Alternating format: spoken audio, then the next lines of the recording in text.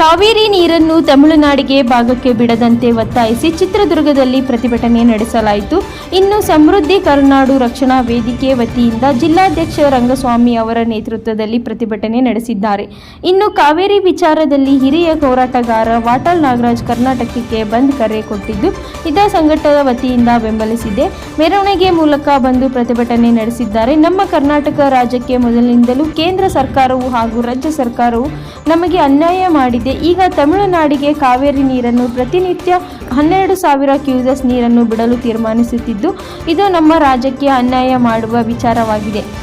ಈ ಕೂಡಲೇ ಏನು CWRC ಮಾಡಿರುವ ಆದೇಶವನ್ನು ಈ ಕೂಡಲೇ ಹಿಂಪಡೆಯಲು ಸೂಚನೆ ನೀಡಿ ತಮಿಳುನಾಡಿಗೆ ಕಾವೇರಿ ನೀರನ್ನು ಬಿಡಬಾರದೆಂದು ಆಗ್ರಹಿಸಿ ಖಾಲಿ ಕೊಡಗಳನ್ನು ಪ್ರದರ್ಶನ ಮಾಡುವ ಮೂಲಕ ಪ್ರತಿಭಟನೆ ನಡೆಸಿದೆ.